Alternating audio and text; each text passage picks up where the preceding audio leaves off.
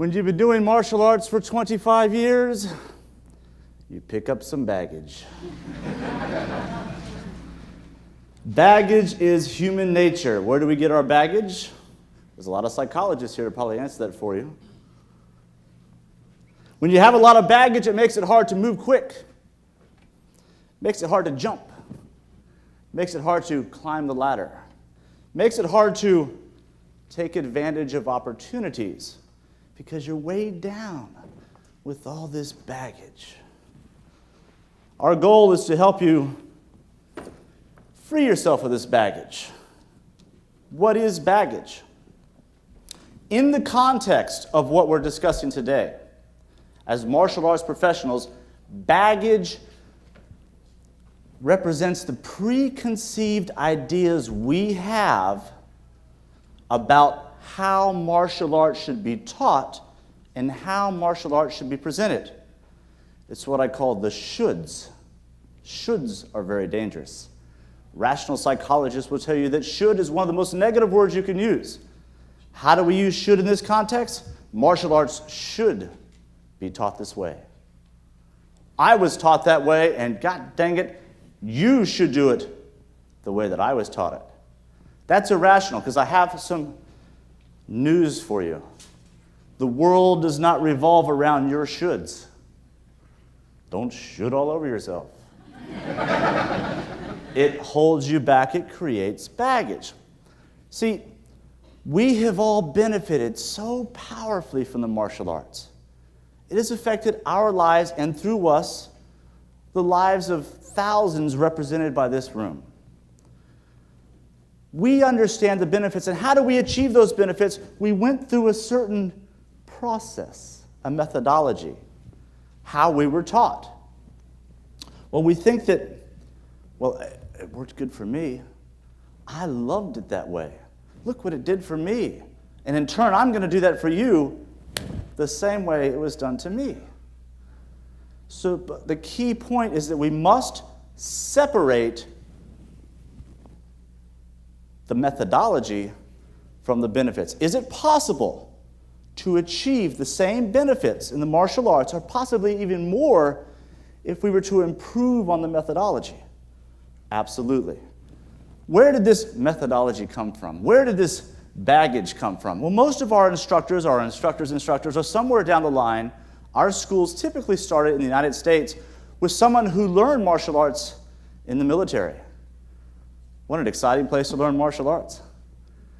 What's the atmosphere here? Well, I'm in an Asian country. I'm there on maybe 18 months, and I have nothing to do. I want to learn martial arts, so I go to the school. Who's teaching me? A highly disciplined adult. Who's he teaching? A highly disciplined military adult male. What's the atmosphere in the class? They're not doing student creeds. It's very intense. It's extremely strict. There's no laughter, no tolerance. You know what's interesting? A lot of those guys earn their black belt in less than a year over there. How else could you get a black belt in Okinawa if you're only on an 18-month service time over there, and you come back with a black belt? Then they land over here, or let me rephrase that. There is this baggage in our industry today that you must train 3 to 5 years or your black belt's no good. But wait a second, the people that earned it and taught us probably got it in 7. But that's a whole different story. So what happens in this situation? They were taught in a certain highly disciplined, strict environment. They enjoyed it. Something about it appealed to them. They come back to the States and they open their own school. God bless them for doing it. They are the pioneers, and they're the reason we are here. But wasn't it just natural that they would turn around and teach you the same way that they were taught? That's human nature. And that's when the multi-generational cycle began. And our goal is to break that cycle. And that was a cycle in many ways of abusive training methods, super strict, unforgiving classes, and a lot of shoulds. Now, let me say this. The technical qualities of a sidekick should always be strict. A sidekick is a sidekick is a sidekick. But how is that sidekick being presented?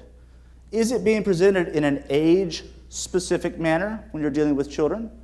Is it being presented in a manner comfortable for somebody who's so out of shape, they're scared to death to be there in the first place? Or is it just being presented in one generic, hardcore way, take it or leave it, this is what it is? Do you see where the methodologies and the benefits are two separate things? This is a critical point. I know about this because this is how I came up through the ranks.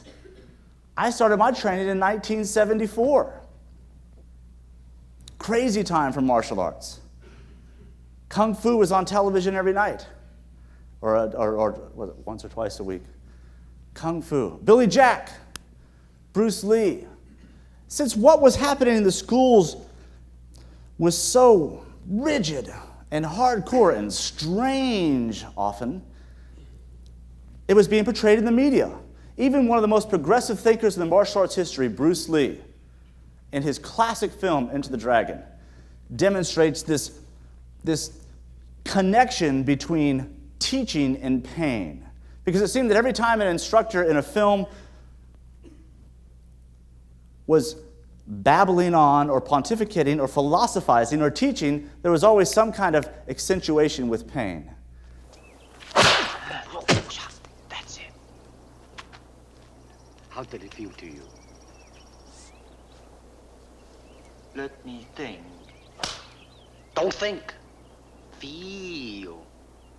It is like a finger pointing away to the moon. Don't concentrate on the finger or you will miss all that heavenly glory. Do you understand?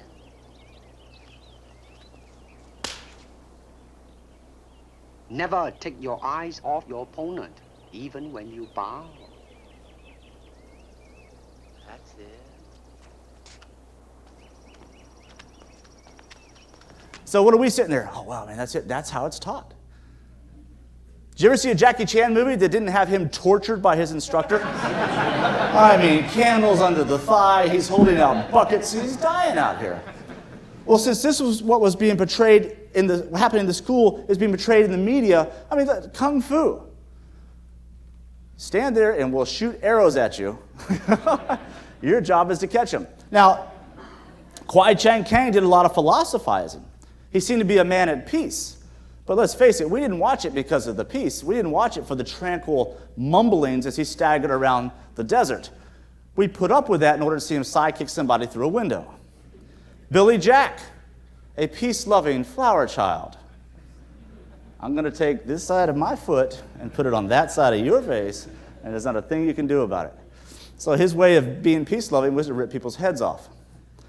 So this is an industry full of contradictions.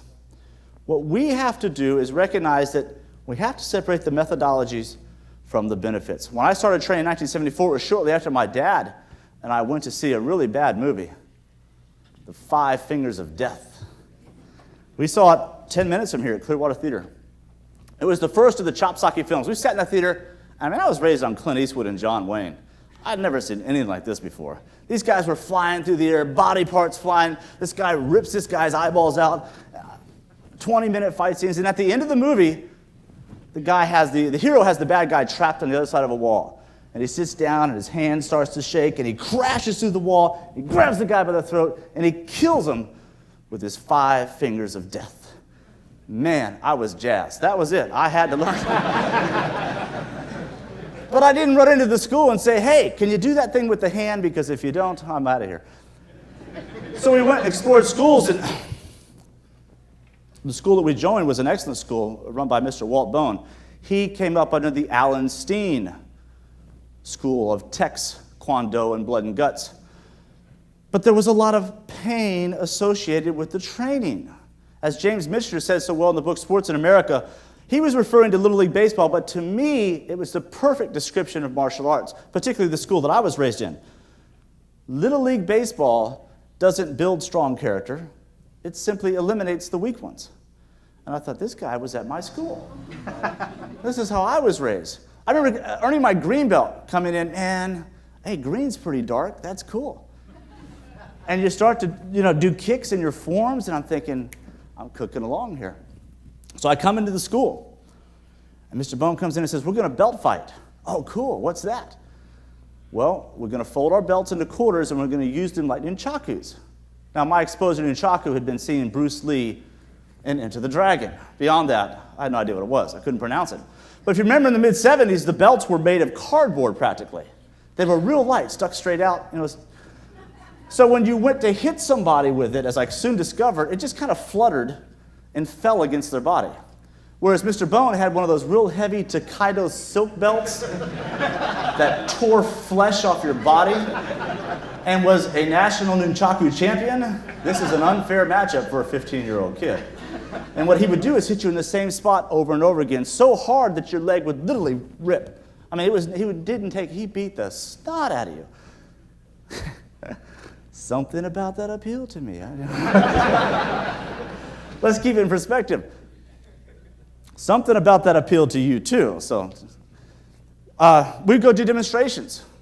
And he'd have melees, 5 against 6, and just kill each other. It was amazing.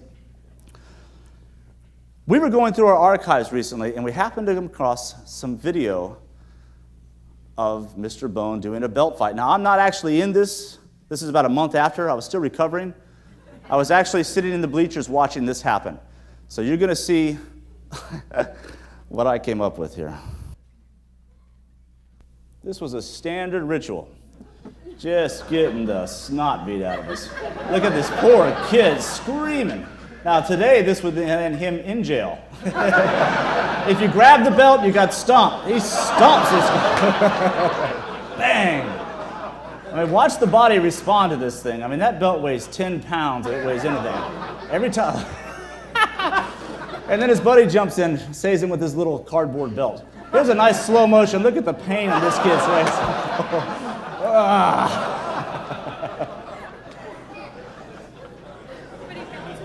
Oh, these poor kids. This is a demonstration at a local high school. Yes, this is about a year after safety gear had been introduced. We were still discovering safety gear. Come join our school. It's safe, it's fun, you'll love it. Oh, this poor guy fell down. He just gets stomped and beat. And it's just a melee. And people just lined up to join. And this guy got his nose broken and he's upset.